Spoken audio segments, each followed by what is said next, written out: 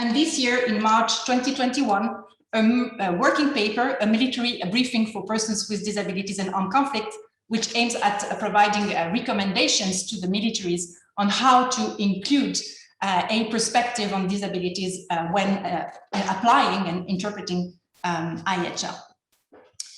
Additionally, we have the Geneva Human Rights Platform, which interacts closely on a daily basis with the treaty body system, including the CRPD, and thus we are very happy to be able to offer this event in an accessible format. So now, without further delay, let me introduce you to our distinguished panelists. So we have with us Mr. Danlami Basharu, who is member of the CRPD committee.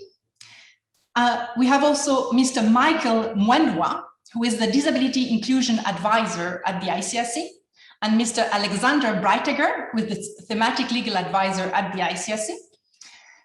We have Mr. Jared Quinn, who is the UN Special Rapporteur on the Rights of Persons with Disabilities.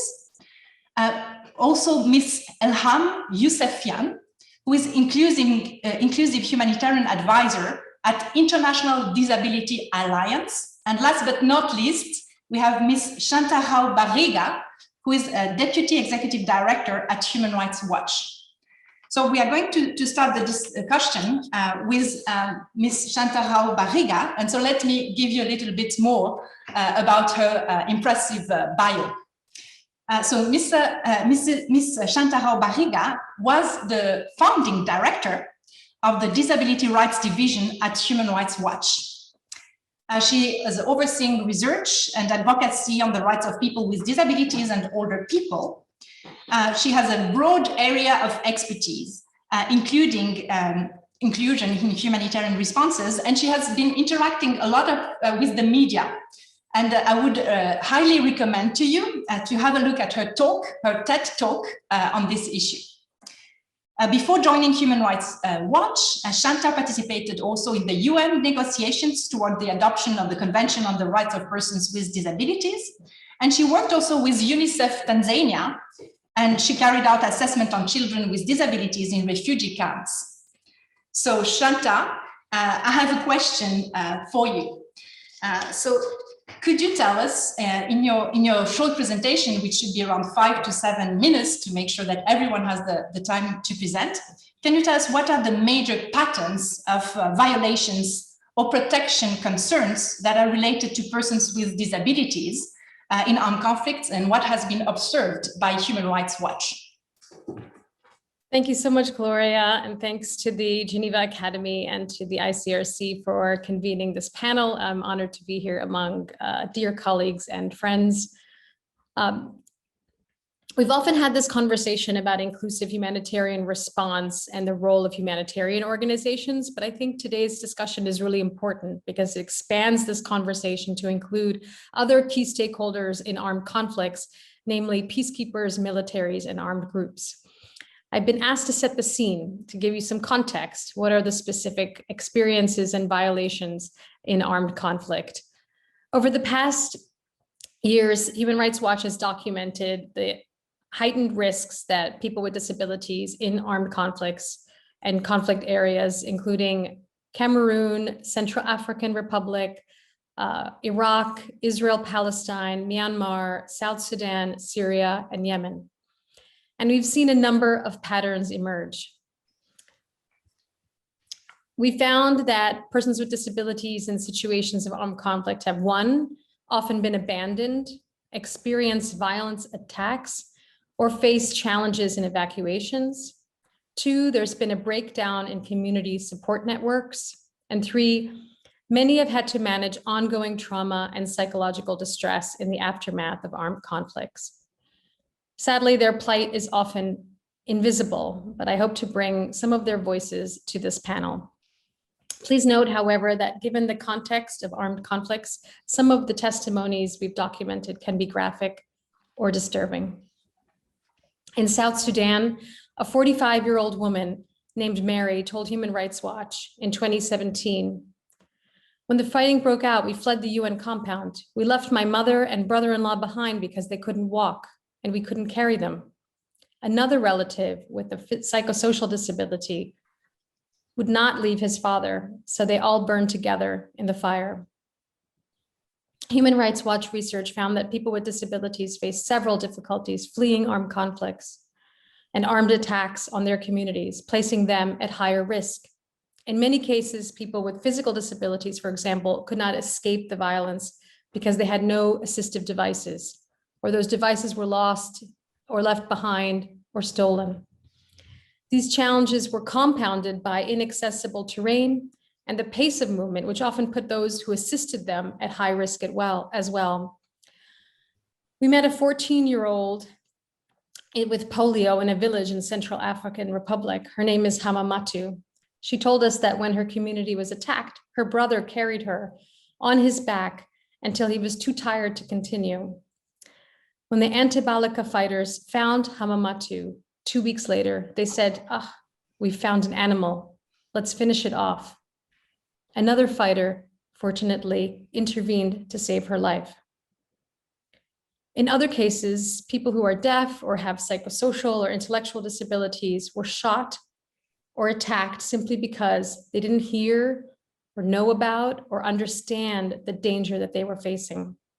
For example, a 43-year-old man with a hearing and intellectual disabilities who lived in Cameroon in the Northwest region was killed by soldiers because he didn't answer the questions that they posed to him. He was shot in the head and the chest, a witness told us. In a different incident, a man with an intellectual disability was killed right in front of his home because he stayed behind when others fled. The military then set his hut on fire. Walking through the camps of ethnic Rohingya refugees in Bangladesh, in 2018, we found large numbers of Rohingya refugees with disabilities. Many of the people in the camp had acquired those disabilities from brutal attacks by Myanmar's military, including a 17-year-old boy who was shot in the neck during his escape from Myanmar and is now paralyzed from the waist down. His father told us, I thank the doctor who gave my son a wheelchair, but he can't use it because the roads are very dangerous and he keeps getting worse. It's time for my son to study, but he can't walk. His life's being destroyed in front of me. In terms of evacuation is difficult for people with and without disabilities in armed conflicts contexts, but more can be done to take an inclusive approach. People with disabilities described severe difficulties fleeing buildings in Gaza that came under attack during Israeli offenses between 2009 and 2014. Israeli forces sometimes provided warnings only minutes before carrying out airstrikes, not enough time for people with disabilities to flee. For example, a 26-year-old woman with a physical disability in Gaza was unable to flee with the rest of her family when a missile struck her home in 2014. She was wounded in the leg and her mobility scooter was destroyed. She managed to get to safety only when a relative returned to help her. A consciousness of where people with disabilities live, how they move and react, and their heightened risk needs to be factored into targeting protocols and rules of engagement. Pamphlets advising civilians about exit routes should be accessible for people who are blind, have low vision, or hearing or intellectual disabilities. Safety depends on effective communication, which includes accommodating the diverse needs of people with disabilities.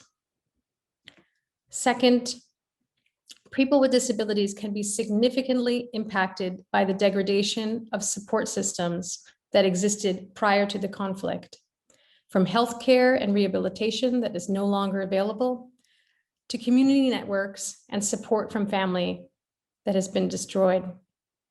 Regina, a 75-year-old blind woman, refused to flee her village in Cameroon when fighting between the military and armed separatists broke out in July 2019. Her family escaped to the bush, but she did not go. I survived alone with the little that was left in the house, she told us. It was very difficult. Because of the inaccessible terrain and lack of support in her community, Regina is still in danger as violence continues around her village. She told us the worst consequence of this crisis is that I no longer appreciate life. I just wish to die so I can end my suffering. I prefer to stay in the house and just die there. Which brings me to my final point. Long-term consequences of armed conflict. Human Rights Watch has documented in several conflicts the psychological distress people experience as a result of traumatic experiences during hostilities and the difficulty or inability to flee danger in the event of attacks. We interviewed a 26-year-old woman with a physical disability in Gaza in 2019, who said she still hears the sounds of explosions in her head from the 2014 war. She gets frightened when she hears an ambulance and avoids even looking up at the sky. In Afghanistan, which has been devastated by 40 years of armed conflict, it's estimated that half of the population experiences depression, anxiety, or post-traumatic stress, which can have a disastrous impact on people's mental health and the well-being of their family and relatives. Despite this, the government only spends 26 cents per capita on mental health. The World Health Organization says an appropriate mental health system in low-income countries such as Afghanistan would require an investment of $3 to $4 per capita. International donors have invested in health services, but most of it goes to physical rather than mental health. Finally, current research we're doing in Syria shows that the conflict and lack of access to services has had a devastating impact on the mental health of children with disabilities. The mother of 7 children, including a 13-year-old boy who has intellectual and physical disabilities, said, "You can see the fear in their eyes. The children have no hope for the future." Tara, 18 years old, who lost her leg in a barrel bomb attack when she was 13, said she fears future abuse and airstrikes. She told us, "With every airstrike, I feel I might lose my life or another limb. I'm still seeing my people being killed, injured, and disabled because of this conflict. Psychologically, I don't feel well, but we will support each other, hoping that this conflict will end one day." So what can be done? We need to develop more inclusive protocols, preparation plans, and rules of engagement, including communications in accessible formats.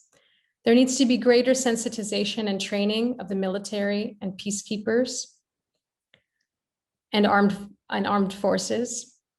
There needs to be more efforts to address long-term mental health impact, including, for example, peer groups. On the policy level, we need more data on the impact of armed conflict on people with disabilities.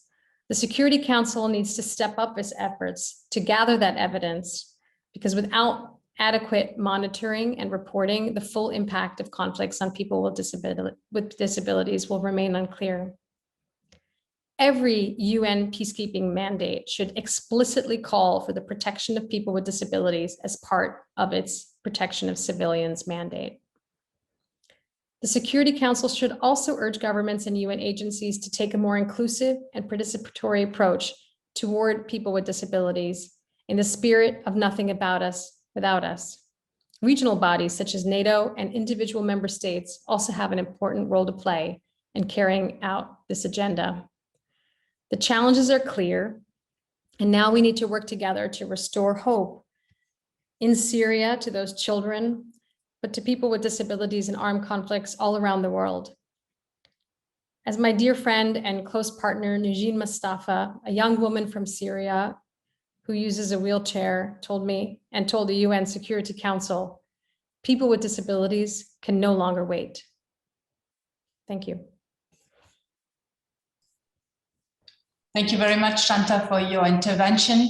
I think that through the dramatic stories that you've told us, you force us to look at the reality. Thank you also for having provided recommendations.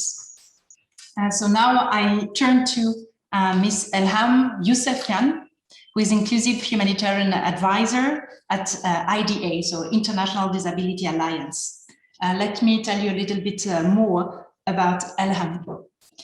She's currently leading the IDA and IDDC joint advocacy and global campaign initiatives to address discrimination and exclusion of persons with disabilities in COVID-19 responses and recovery. And together with representatives from UNICEF and CBM Global, Elham is also co-chairing the YASC reference group on the inclusion of persons with disabilities in humanitarian action. So Elham, I'm going to ask you also a question that might guide you in your presentation. So what influence, in your view, can persons with disabilities themselves have on access to protection and safety in armed conflict? And also, what are the barriers to participation by persons with disabilities that IDA has observed in this regard? Thank you. Elham, you have the floor.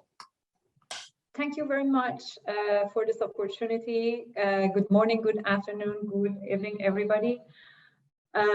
Listening to Chantal and the stories that my colleagues in Human Rights Watch have documented from the ground, I would start by saying that the best way to address these challenges and these situations and not witnessing any further situations like that is, of course, conflict prevention and peace building, peacemaking. And I just want to start by highlighting that we, persons with disabilities, and our representative organizations are at best placed to impact preventing conflicts and building peace, simply because we have learned to overcome barriers and find solutions where it seems not to be easy to find a solution. So I would start by mentioning that if persons with disabilities and their representative organizations are included in preventing conflicts, peace building, and peacemaking processes, probably we would be living a more peaceful world. Not probably, but very likely. But saying that, I just want to highlight a few barriers and challenges that impact participation of persons with disabilities and representative organizations in implementation of Article 11 in armed conflict situations. First of all, unfortunately, you would agree with me that most countries that witness armed conflict are countries with already weak infrastructure. This means that the civil society, including and more than others, organizations of persons with disabilities do not have access to the facilities and equipment they need, the capacity they need to be active members of the society. So in many situations, we see that organizations of persons with disabilities are not really included before the conflict, do not have access to facilities and equipment to build their capacity.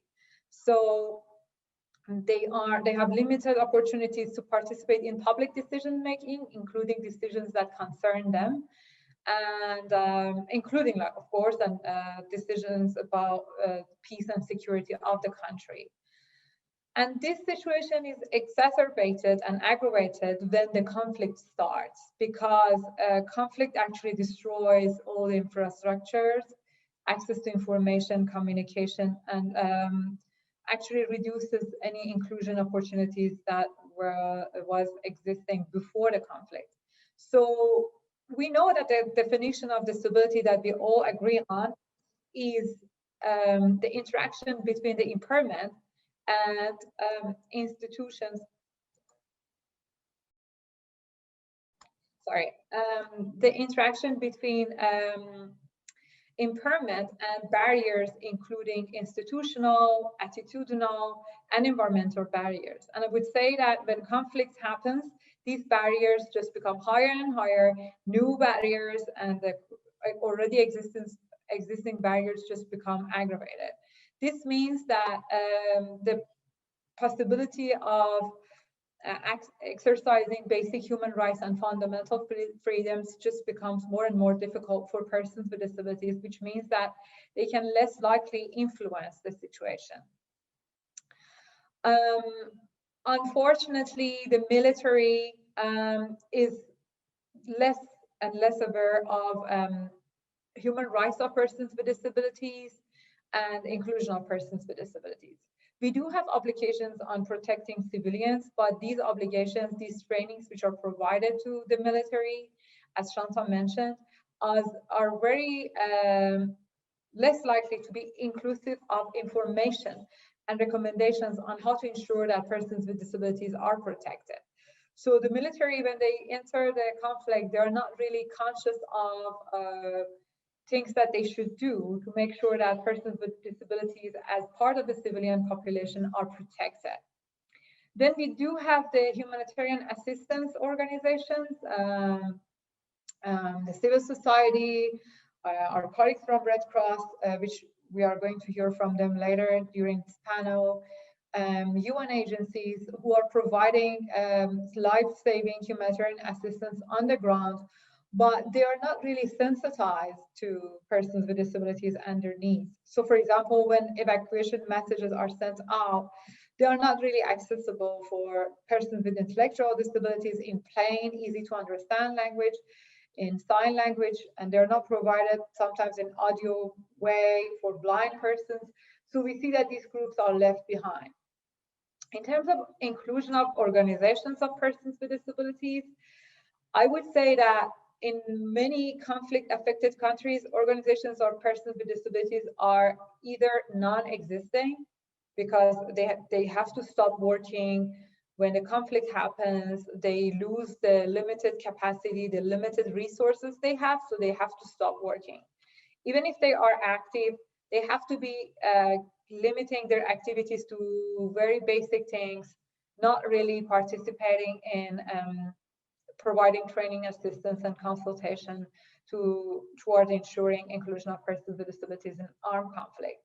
And when they are actively participated, I have to say that most of the situations we see they are mostly governed and influenced by those who acquired impairment during the conflict. So maybe requirements and concerns of different groups who had disability before the conflicts are not really reflected in their plans and policies. So I would suggest that, and want to highlight that, first of all, consultation with persons with disabilities should be included in any plans to provide humanitarian assistance. Especially in the planning stage, it is important to hear from them.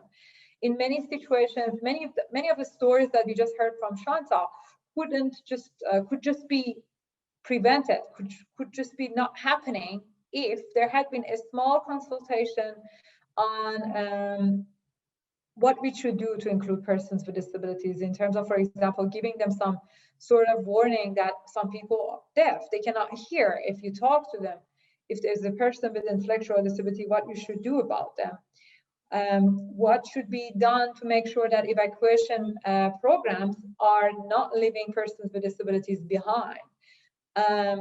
So consultation is the key, especially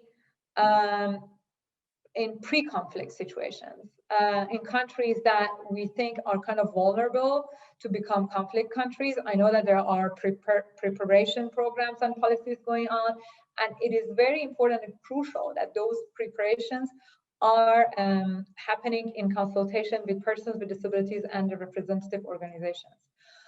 Also, it is important to recognize that in many conflict-affected countries, organizations of persons with disabilities are not a very official, strong, well-organized civil society, but rather there are unofficial, informal networks of peer support, maybe just a WhatsApp group, maybe just a group of peer support people who are supporting each other, having conversations. It is important to recognize these groups, support them, provide them with the resources and capacity so that they can become more active and reflect the voice and views of persons with disabilities. So I think the persons with disabilities and their representative organizations right now are not really influencing as much as they should, very far. And I really think that if these barriers are addressed, we're gonna have less of these stories that we just heard. Hopefully we're gonna have less conflict, and if we have, we're gonna have less discriminatory impact on persons with disabilities and their families. Thank you so much. Back to you. Thank you very much, Elham. I think it was a very clear presentation that highlighted the need to hear the voices of persons with disabilities and of their representative organizations. So thank you very much for that. I introduce you now the third panelist. So we have Mr. Danlami Basharu, who is member of the CRPD committee. Mr. Danlami Basharu is also the director of the Anglo-Nigerian Welfare Association for the Blind and former president of the Joint National Association of Persons with Disabilities in Nigeria.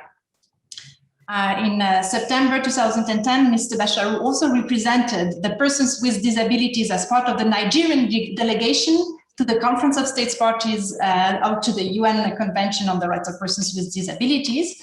And this led to Nigeria's ratification of the CRPD and of its optional protocol. So we are very happy to have you with us today, Danlami. So my question for you is the following. What are the most salient issues from the perspective of the CRPD when it comes to the implementation of Article 11? And also what issues, for instance, came up in the context of state reporting before the committee? So thank you, you have the floor. Thank you very much. Thank you very much, and I'm very happy to be on the same platform as very important people. During the past 12 years, the Committee on the Rights of Persons with Disabilities has been reviewing the implementation of the Convention in states parties. Until now, the committee has had the opportunity to review more than 90 country reports. Now, when it comes to persons with disabilities in armed conflict, the committee has observed that there is a relatively lack of sufficient information about persons with disabilities in armed conflict and post-conflict situations. Data is almost inexistent. Persons with disabilities are not visible, and the medical approach continues to be prevalent as persons with disabilities continue to be treated as passive recipients of medical treatment and social protection, and not as full and equal rights holders. I'd like to emphasize that persons with disabilities in armed conflict face a lot of difficulty, particularly because of the lack of data of how many persons are involved. Evidence gathered in research indicates that many children and other persons with disabilities are at the receiving end of armed conflict all over the world, and in countries like Nigeria, Cameroon, Niger Republic, Central African Republic, Palestine, etc. Children with disabilities and women with disabilities are particularly forgotten victims of armed conflict. Children are usually used as fodder for detonating bombs on the highways, subjecting them to serious injuries and deaths. They are forcibly recruited into the armed forces or militias in various countries to fight for what they lack knowledge about. Article 11 of the Convention clearly states that conventional obligations under CRPD coexist and should be implemented along with states' obligations under international humanitarian law and general international human rights law. The main duty of states parties is to ensure the protection and safety of persons with disabilities in armed conflict. It is important to ensure that the visibility of persons with disabilities in armed conflict, so they are visible to clearly visible, identified by those actors involved, including military and belligerents in operations and those conducting humanitarian activities. All these actors, persons with disabilities and their representative organizations, states, UN disability rights experts, humanitarian organizations, civil society, and academia must be involved in ensuring the protection of the interests of all persons with disabilities, including particularly children with disabilities and women with disabilities. Persons with disabilities and their representative organizations can support state actors during armed conflict to identify not only where persons with disabilities are located or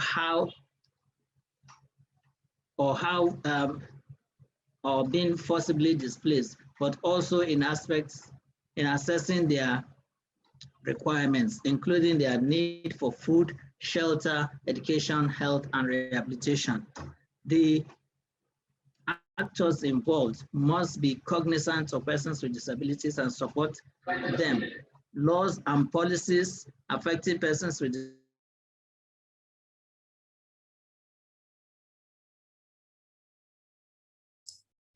persons with disabilities are effectively sorry to protected. interrupt. We didn't hear you.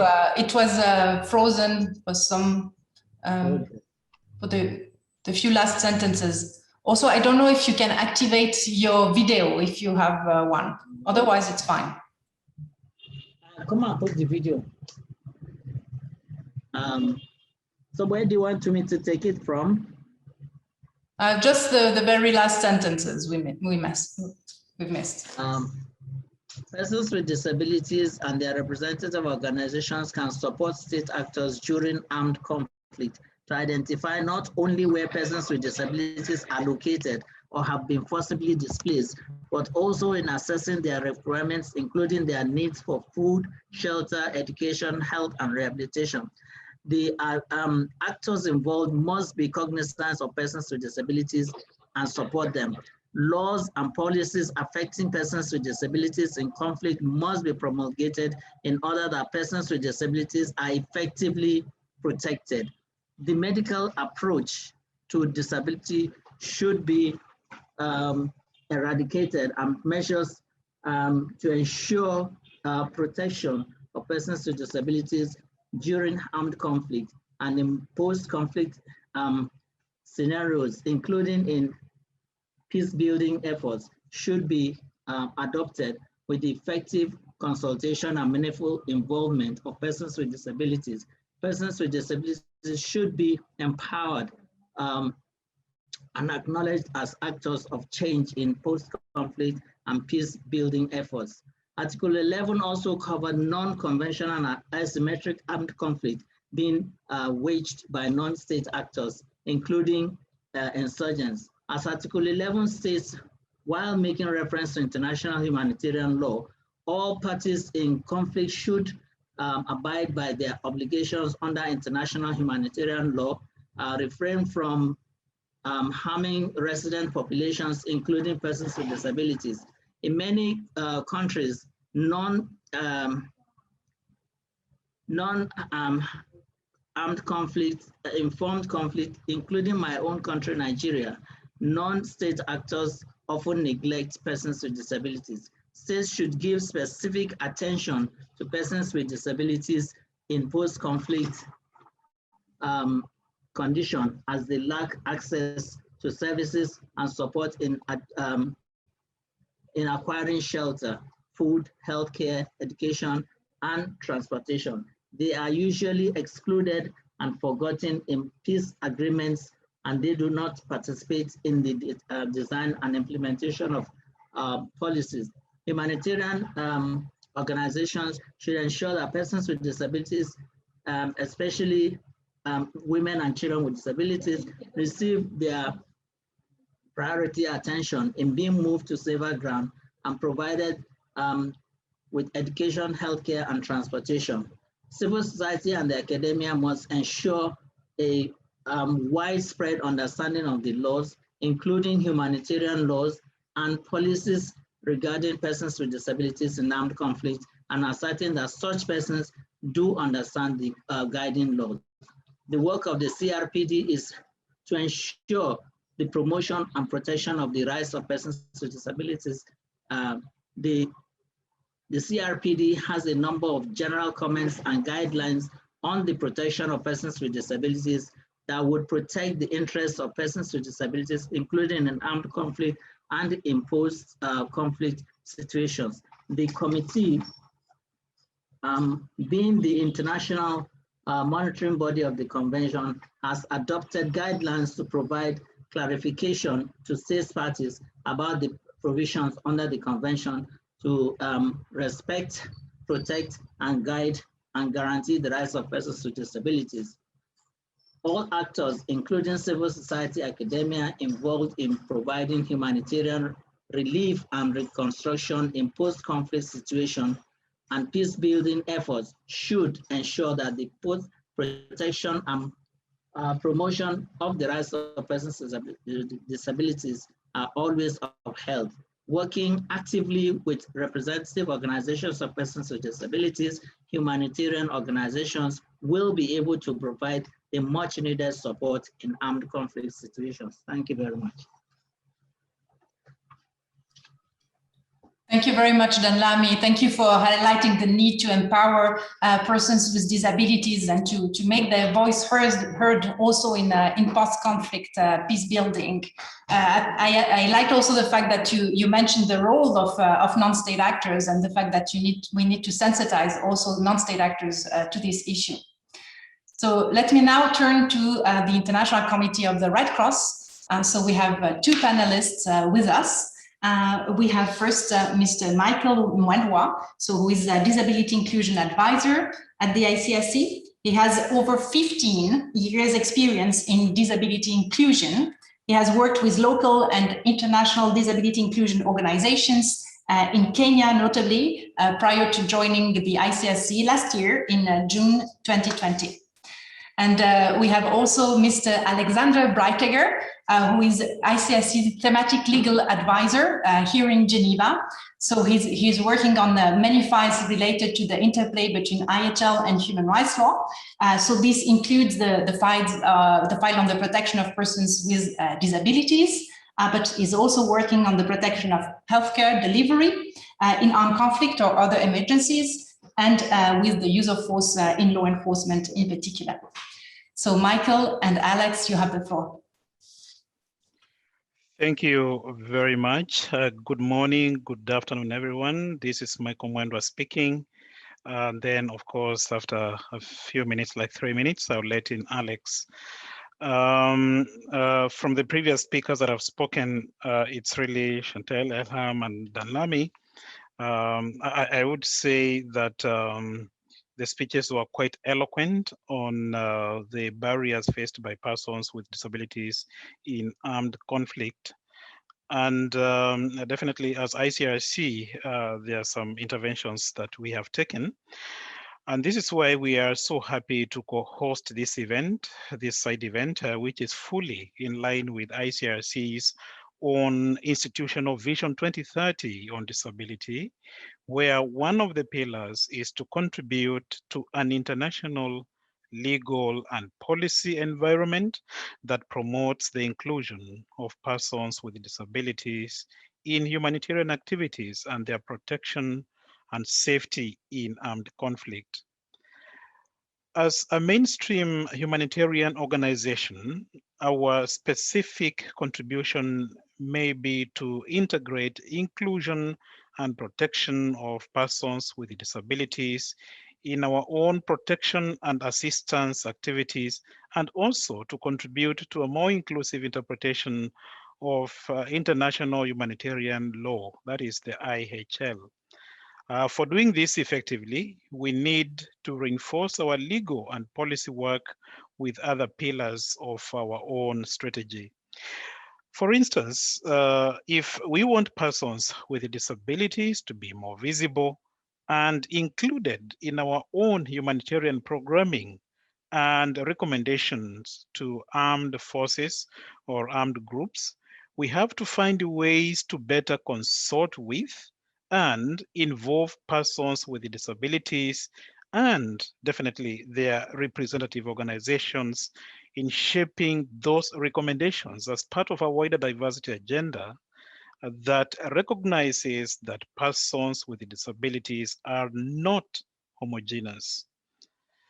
Therefore, as a part of our strategy, it is also important to guide our own delegations on methodology in collecting disaggregated data, for example, to make sure that there is increased awareness and knowledge about persons with disabilities in our own organization. For our ambitions to contribute to a legal and policy environment that promotes disability inclusion in armed conflict, we would like to stress also that it would be useful to systematize data to be able to make the humanitarian case with the parties to armed conflict and influence them on their military operations. Now, definitely this would involve identifying patterns of protection, concerns related to persons with disabilities, with the aim to issue more specific practical recommendations. And of course, after my colleague Alexander Breitiger will briefly take the floor after me to weigh in on that. In the implementation of our Vision 2030, we adopt a twin track approach. Through this approach, we focus on disability-specific targeted interventions and support. And on the other hand, disability is mainstreamed in our policies, practices, and also in our visions. Over to Alex. Thank you very much, Michael, good morning, good afternoon, good evening to everybody. Just to express that it's really an extreme honor for myself to be here on this panel with such distinguished panelists, and also helping from our end to put together this side event. So Michael, you provided really a perfect segue, the twin track approach, because this same twin track approach we would also suggest for the interpretation of international humanitarian law. So this consists of firstly trying to overall mainstreaming persons with disabilities within the protection of civilians and people hors de combat, while at the same time also recognizing the specific barriers faced by persons with disabilities in accessing these protections. And for being effective, it is really indispensable to base our legal interpretations on the specific patterns of protection concerns identified for persons with disabilities, an issue to which other panelists have really very eloquently already spoken previously. For IHL purposes, we would like to suggest that precautionary obligations constitute a very useful entry point to address some of these issues. That is, the issue is about feasible positive measures parties to armed conflicts, and here we're talking about both state and non-state, can take to avoid or minimize harm for civilians arising from military operations. And from this starting point, it is clear that this is not about fragmentation or trying to come up with new protected groups of people under IHL, or even to suggest a specific add-on for persons with disabilities. This allows for implementation of measures, as has already been stressed before, already at a planning stage of military operations. And we would also like to suggest that this allows for potentially a very constructive engagement with states and other parties to armed conflicts, because it allows engaging on positive measures. For military commanders, feasibility in this sense is what is practically possible. And this goes back to all information of both a humanitarian and a military nature that is at their disposal. And this relevant information, I would add, also might come from past practices and lessons learned, and this might evolve over time.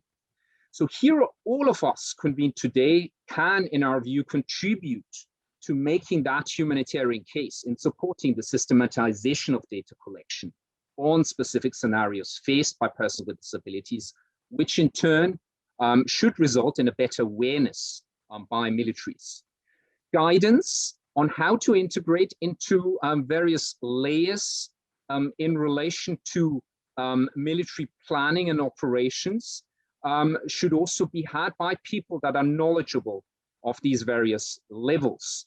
including the strategic level in terms of overall national military strategies and policies, operational level in terms of specific theaters of operations, specific contexts, the sum of military operations therein, as well as the tactical level on the individual military engagements. So that would also be necessary. And then finally, overall mainstreaming also means potentially exploring collectively where disability could fit with broader efforts. For example, work on precautionary obligations as part of urban warfare, intersections with gender, or on engaging also with non-state armed groups to counter perceptions that this is a specific niche issue and an extra responsibility in armed conflict, which might either be ignored or impossible to be shouldered.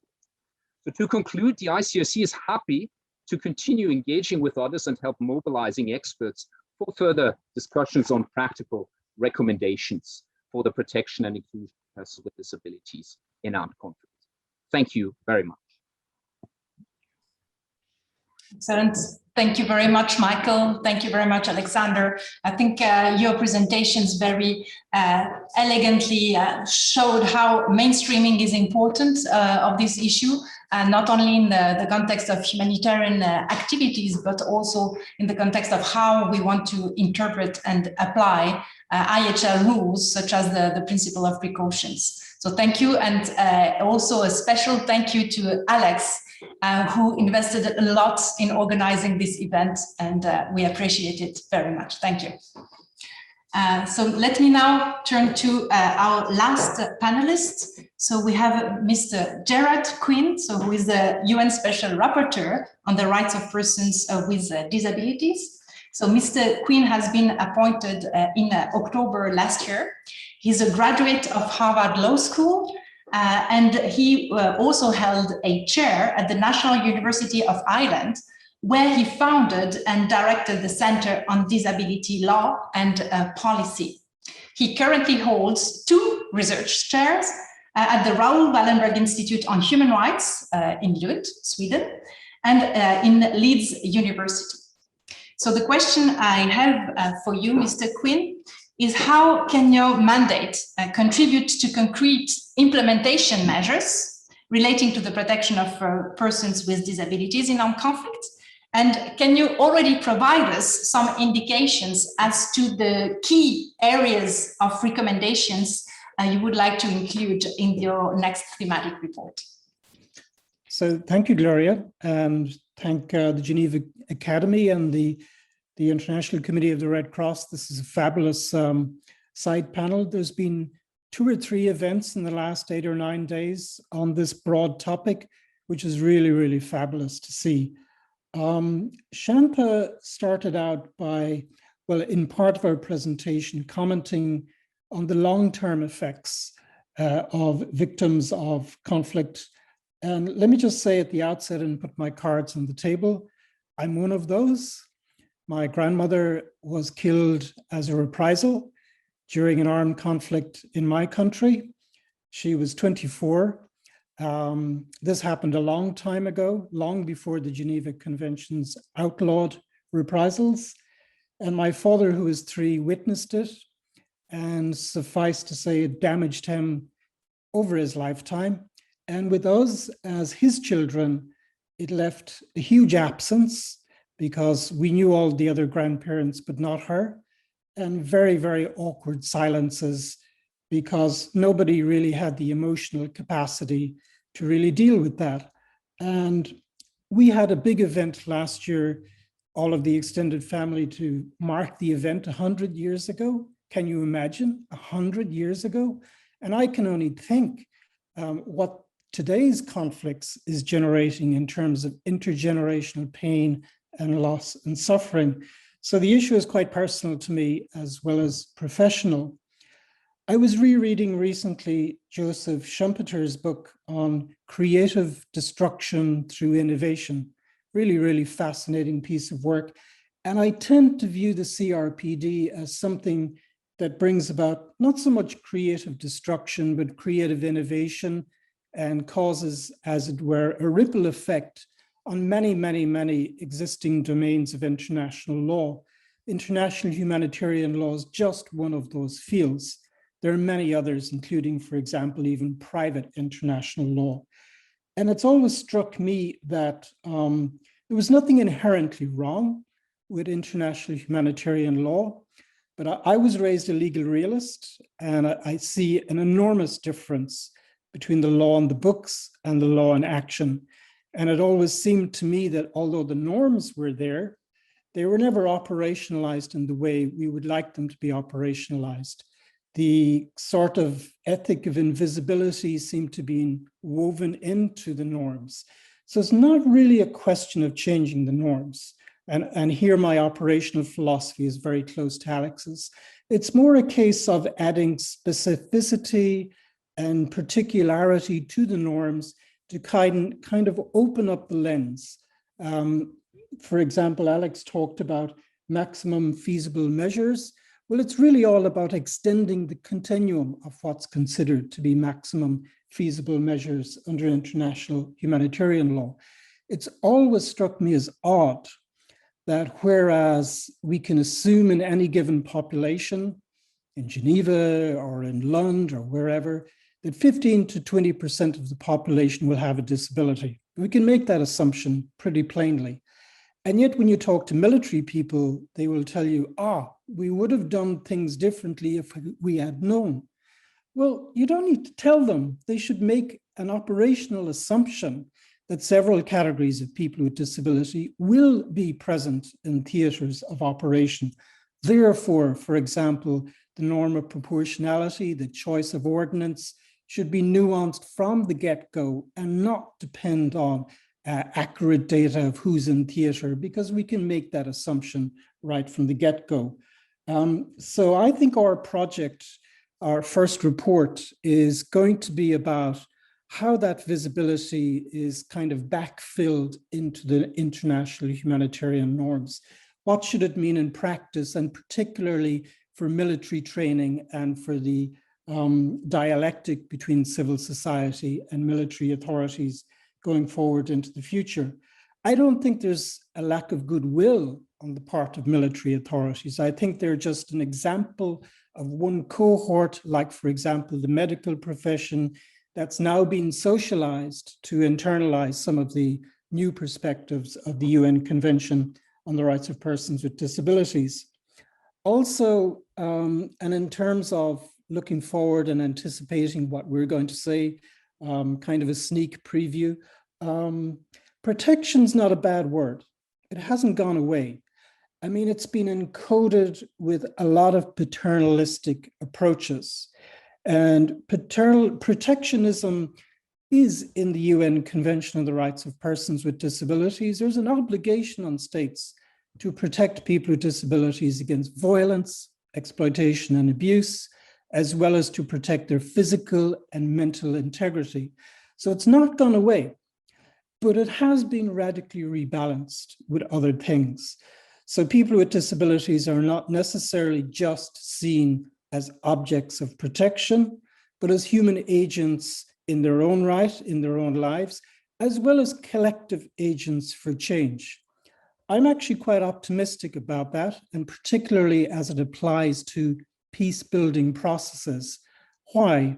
Because if you look at the field of political socialization, you will see that there are many obstacles to interest groups forging alliances with other interest groups, particularly in the context of broken societies.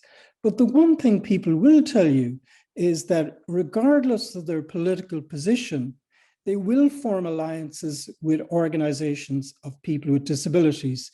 The opportunity costs for those political associations are lowered for disability precisely because it speaks primarily to the human condition and not to, let's say, the values of this party or that party or the other party.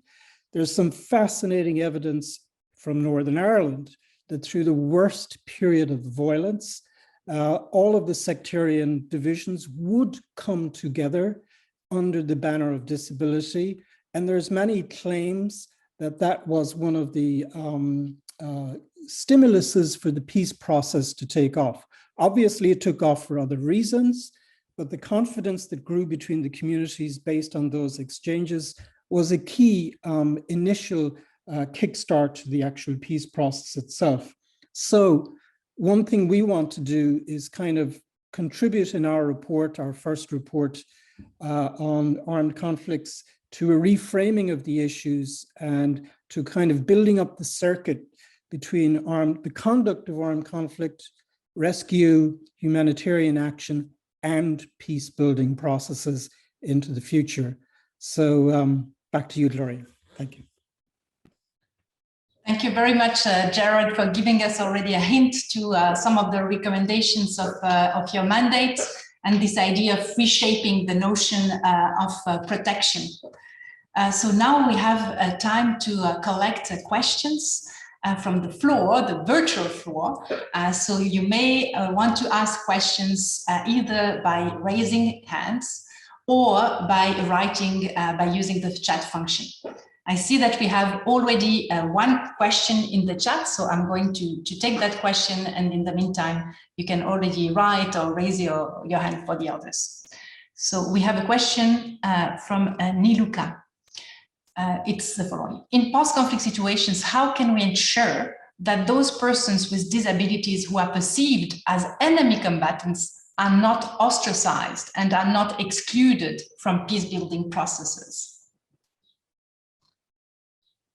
That's for the first question. Let me now see if we have other questions from participants.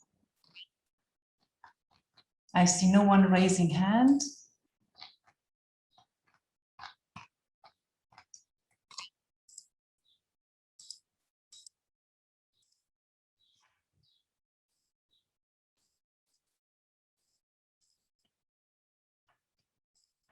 Check once again. So let's take that first question. Who would like to answer it?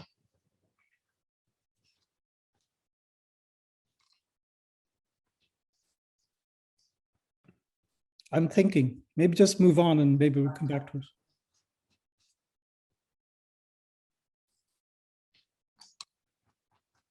I don't see further questions.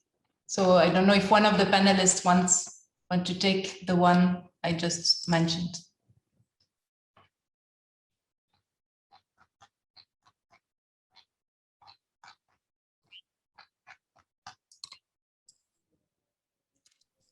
Can you repeat the question?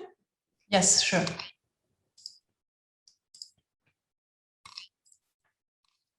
So the question is about what happens in post-conflict situations and how we can ensure that those persons with disabilities who are perceived as enemy combatants are not ostracized and are not excluded from peace-building processes. So it's a question that also, I guess, goes beyond the issue of persons with disabilities, but how can we make sure that enemy combatants or the enemy can be included somehow in peace-building processes? And I guess in particular, those persons with disabilities.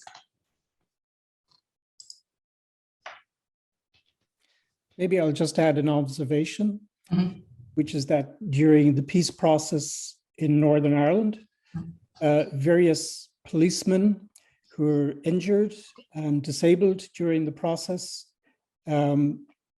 contributed very directly to the peace process, with a lot of others on the other side, if you know what I mean. And they would converge around disability issues, and then they would have a collective voice in the actual peace process itself. It'd be very interesting to do an empirical study in some post-conflict regions of the world, see was that phenomenon replicated and what can we build from it. There is a very wonderful book just produced by a good friend of ours, Ari Rimmerman, on veterans with disabilities. And I think there's a chapter in it on their involvement in peace processes. I'd have to go back to it. Thank you. Great. Thank you very much. Do we have other questions?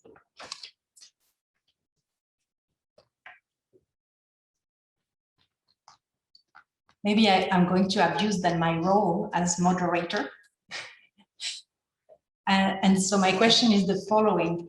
How can we be sure, or how can we ensure that other human rights treaty bodies, not only the CRPD committee, is giving attention to the persons with the disabilities?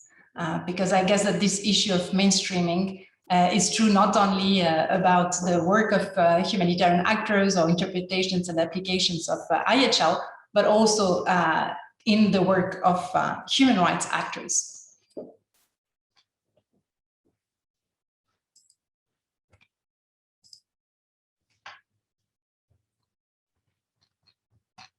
If one of you wants to take that one.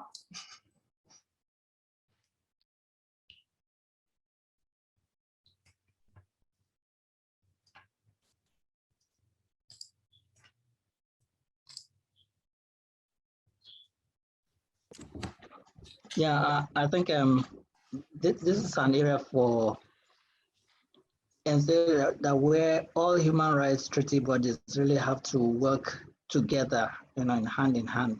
Like the CRPD works with CEDAW and works with the CRC, so that we know actually what is happening with them. So I think if all treaty bodies exchange ideas between and among them, I think it will go a long way in helping to solve some of the issues that persons with disabilities go through. So I think it's important for us to collaborate actively. Thank you. Thank you.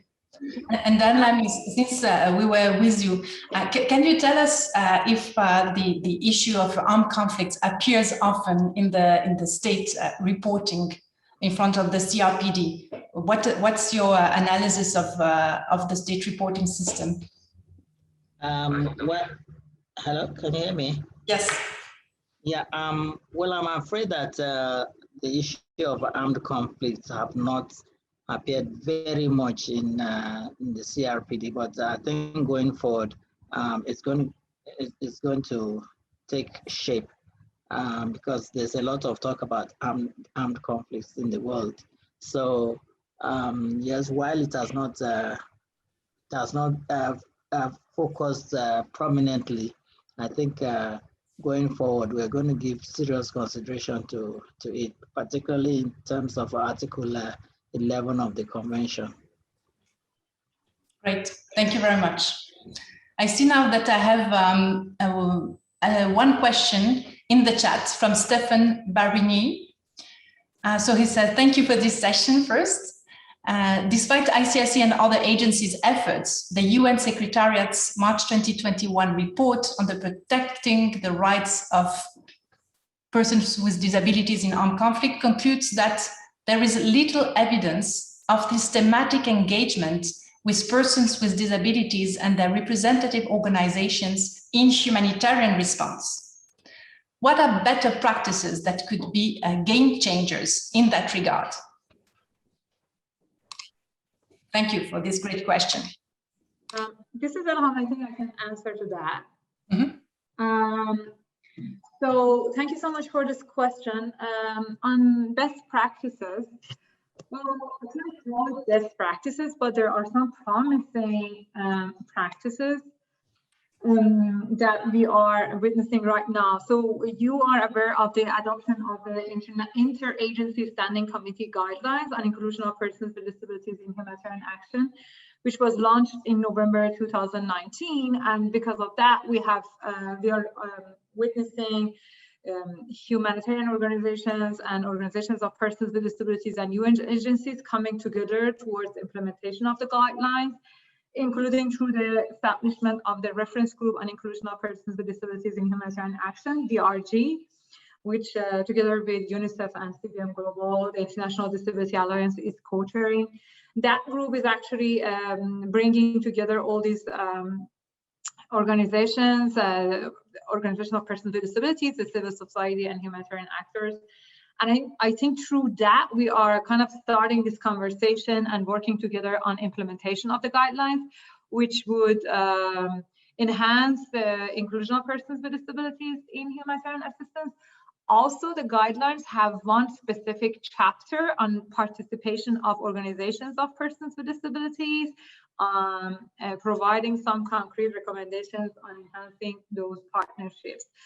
Also, I want to mention that, for example, we have a recently concluded memorandum of understanding between the International Disability Alliance and the United Nations Refugee Commission, UNHCR, which is about enhancing partnership between organizations of persons with disabilities and UNHCR regional country offices.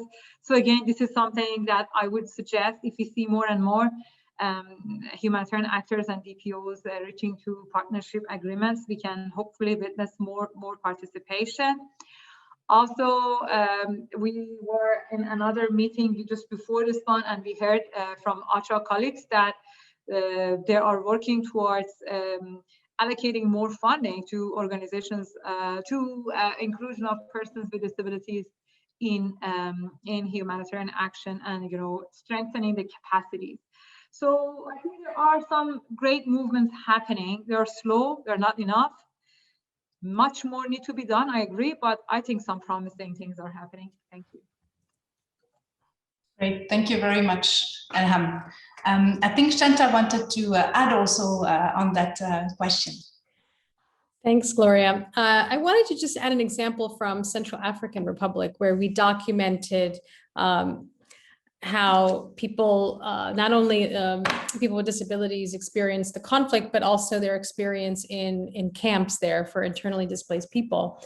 And one of the positive solutions that we found was in many of the camps, they were not accessible for people with disabilities, things like food distribution and toilets and other services were not accessible for people with disabilities. And so they actually mobilized within the camps, and the camp management committee didn't include anyone with a disability.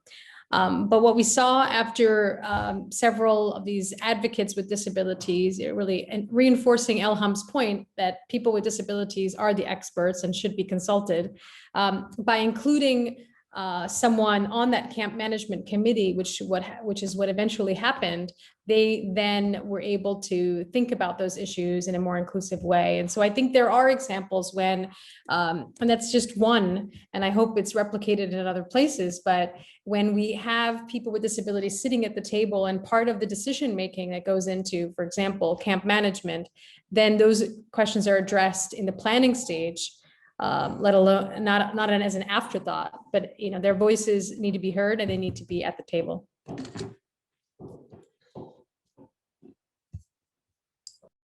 Excellent, thank you very much. And with that, I shall close our side event. I would like to warmly thank our panelists. I think you did a great job in presenting in 7 minutes concrete recommendations and highlighting the issue that is at stake. I would like also to thank once again the ICRC because we were collaborating on the organization of this side event. I would like to say also a big thank you to the interpreters because you did a great job also complementing and translating what we were saying. That was much appreciated. I would like to thank Yasmin, our event assistant, who ensured that everything would work perfectly technically. And so with that, I'm closing the session, and I have to say that I'm pretty sure that with this session, we contributed to ensure that there is more visibility that is given to the issue of persons with disabilities, and also that we will manage to better implement Article 11 of the CRPD. So thank you very much for that. And I wish you a very nice end of the day. Take care. Thanks. Bye.